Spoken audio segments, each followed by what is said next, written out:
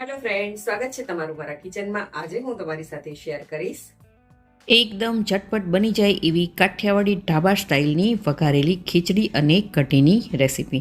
તો આ વઘારેલી ખીચડી શાકભાજીની સાથે અને એકદમ ઝટપટ આપણે કુકરમાં બનાવીશું.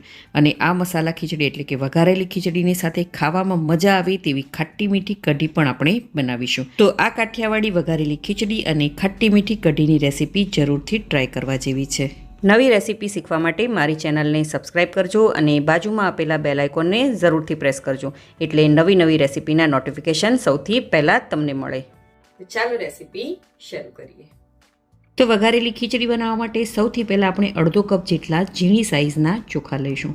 અહીં ચોખા છે તે ઝીણી સાઇઝના પસંદ કરવા, તેનાથી ખીચડી ખૂબ જ સરસ એવી બને છે. અહીં જો તમારે બાસમતી ચોખાનો ઉપયોગ કરવો હોય તો તમે તેનો ઉપયોગ પણ કરી શકો છો.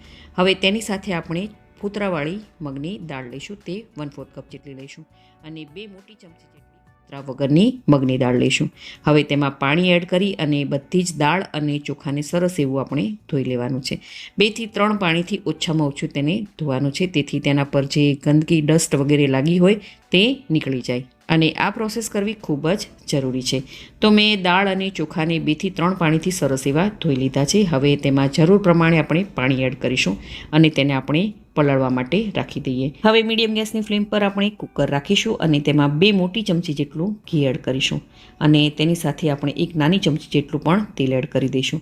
અહીં તમે માત્ર ઘીનો ઉપયોગ પણ કરી શકો છો અથવા તો એકલા તેલનો ઉપયોગ પણ કરી શકો છો. હવે 1 નાની ચમચી જેટલી રાઈ, 1 નાની ચમચી જેટલું જીરું, 1 ચપટી હિંગ, 1 મોટી ચમચી મેં લસણની પેસ્ટ લીધી છે, તેને એડ કરી લઈશું અને તેને સારી રીતે સોતે કરી લઈએ, તેથી જે લસણનો કાચો ટેસ્ટ છે તે નીકળી જાય. લગભગ 1 થી 2 મિનિટ સુધી જ આપણે લસણને સારી રીતે સોતે કરી લેવાના છે. હવે તેમાં આપણે 2 સૂકા લાલ મરચાં, 1 તમાલપત્ર, 6 થી 7 આપણે લીમડાના પાન એડ કરીશું અને 1 ઝીણું સુધારેલું આપણે લીલું મરચું એડ કરી દઈએ, તેને પણ સારી રીતે સોતે કરી લઈએ. હવે 1 ઝીણી સુધારેલી આપણે ડુંગળી એડ કરીશું અને 1 મીડિયમ સાઇઝનું મેં અહીં ટામેટું લીધું છે, તેને પણ મેં ઝીણું કટ કરી લીધું છે, તેને એડ કરી દઈએ. 1 મીડિયમ સાઇઝનું ઝીણું સુધારેલું બટેકું અને 1/4 કપ જેટલું ઝીણું સુધારેલું ગાજર એડ કર્યું છે અને તે બધા જ શાકને આપણે સારી રીતે મિક્સ કરી લઈએ. અહીં તમે તમારી મનપસંદનું શાક પણ એડ કરી શકો છો. હવે 1/4 કપ જેટલા લીલા વટાણા એડ કરીશું. વટાણા અહીં મેં ફ્રોઝન લીધા છે. 1 મોટી ચમચી જેટલા કાચા શિંગદાણા એડ કરીશું અને આ બધી જ વસ્તુને ફરી એકવાર મિક્સ કરી લઈએ.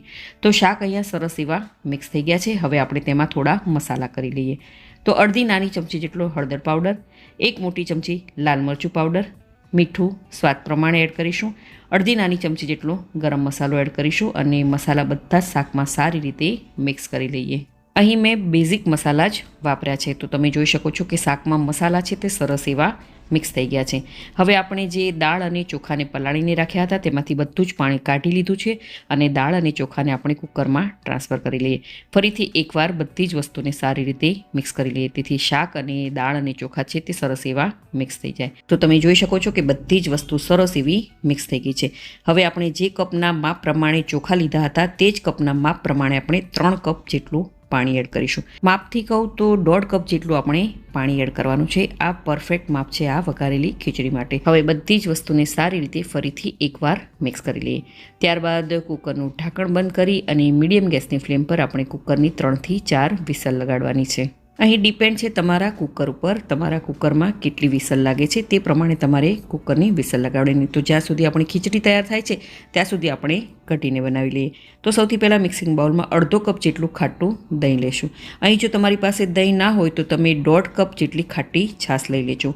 હવે 2 મોટી ચમચી જેટલો આપણે ચણાનો લોટ લઈશું. અહીં તમારે કઢી કેટલી ઘાટી કે કેટલી પાતળી જોઈએ છે તે પ્રમાણે તમારે ચણાનો લોટનો ઉપયોગ કરવાનો છે. તો વિસ્કરની મદદથી સારી રીતે મિક્સ કરી લેવાનું છે, તેથી એક પણ ગાંઠો ના રહે. દહીં અને ચણા લોટ સારી રીતે મિક્સ થઈ જાય એટલે 1 ચમચી જેટલી લીલા મરચાં અને લીલા લીમડાના પાનની પેસ્ટ એડ કરીશું. એકવાર તમે આ લીલા લીમડા અને મરચાંની પેસ્ટ ટ્રાય કરજો, ખૂબ જ સરસ એવો ટેસ્ટ આવશે કઢીમાં. હવે આપણે જે કપના માપ પ્રમાણે દહીં લીધું હતું તે જ કપના માપ પ્રમાણે આપણે 1.5 કપ જેટલું પાણી એડ કરવાનું છે. અને હા, કઢી તમારી કેટલી પાતળી કે કેટલી ઘાટી રાખવી છે તે પ્રમાણે પણ તમે પાણી એડ કરી શકો છો. હવે બધી જ વસ્તુને એકવાર સારી રીતે મિક્સ કરી લઈએ. તો અહીં આપણું આ કઢીનું મિશ્રણ રેડી થઈ ગયું છે. હવે આ કઢાઈને આપણે મીડિયમ ગેસની ફ્લેમ પર રાખીશું અને કન્ટિન્યુ આવી રીતે 2 થી 4 મિનિટ સુધી હલાવતા જઈ અને કઢીને કૂક કરી લઈશું. તમે આ રેસીપી કઈ સિટી, કયું સ્ટેટ અને કઈ કન્ટ્રીમાંથી જોઈ રહ્યા છો મને કમેન્ટ કરીને જરૂરથી જણાવજો. તો લગભગ 4 મિનિટ જેટલો સમય થઈ ગયો છે અને તમે જોઈ શકો છો કે કઢી છે તે થોડી ઘાટી થઈ ગઈ છે. હવે તેમાં આપણે એડ કરીશું ગોળ. અહીં ગોળનું પ્રમાણ તમારે કેટલું ગળ પણ જોઈએ છે તે પ્રમાણે તમારે વધારે કે ઓછું પણ કરી શકો છો. અને હા, અહીં ગોળની જગ્યાએ તમે ખાંડનો પણ ઉપયોગ કરી શકો છો. અને આવી રીતે ફરીથી 3થી 4 મિનિટ સુધી આપણે કઢીને કૂક કરી લેવાની છે અને કન્ટિન્યુ કઢીને આપણે હલાવતું જવાનું છે. તેથી આપણે જે ચણાનો લોટ એડ કર્યો છે તે તળિયે ચોંટી ન જાય. તો અહીં જુઓ, કઢી આપણી સરસ મજાની ઉકળવા લાગી છે. હવે ગેસની ફ્લેમ આપણે લો પર કરી દઈશું અને હવે એક વઘાર તૈયાર કરી લઈએ. તો વઘારિયામાં 1 મોટી ચમચી જેટલું ઘી એડ કરીશું. તેની સાથે આપણે એડ કરીશું 1 નાની ચમચી જેટલું તેલ. ગેસની ફ્લેમ મીડિયમ પર રાખીશું ને ઘી ગરમ થઈ જાય એટલે 1 નાની ચમચી જેટલું જીરું, 1 ચપટી મેથીના દાણા, 1 ચપટી હિંગ, 1 તમાલપત્ર, 2 સૂકા લાલ મરચાં અને 1 ઇંચ જેટલો તજનો ટુકડો, 3 લવિંગ, 5 થી 6 લીમડાના પત્તા એડ કરીશું અને થોડી સેકન્ડ માટે આપણે વઘારને સારી રીતે સોતે કરી લઈએ. ગેસની ફ્લેમ આપણે મીડિયમ પર જ રાખવાની છે અને વઘાર જેવો તરત તૈયાર થઈ જાય એટલે તરત જ આપણે કઢીમાં એડ કરી દેવાનું છે અને વઘારને કઢીમાં સારી રીતે મિક્સ કરી લઈએ. કઢીને હવે મીડિયમ ગેસની ફ્લેમ પર આપણે કૂક કરી લેવાની છે અને કન્ટિન્યુ આવી રીતે કઢીને હલાવતું જવાનું છે. તો તમે જોઈ શકો છો કે કઢી સરસ એવી ઉકળવા લાગી છે. હવે આ સ્ટેજ પર આપણે સ્વાદ અનુસાર મીઠું એડ કરીશું. અહીં મીઠું મેં પહેલાં નથી નાખ્યું, એનું હું તમને રીઝન જણાવું. કારણ કે કઢીમાં પહેલાં મીઠું એડ કરવાથી કઢીના ફાટવાના ચાન્સીસ વધારે રહે છે. તો મીઠું હંમેશા કઢીમાં છેલ્લે જ નાખવાનું. તમે જોઈ શકો છો કે કઢી સરસ એવી ઉકળી ગઈ છે અને ઘાટી પણ થઈ ગઈ છે.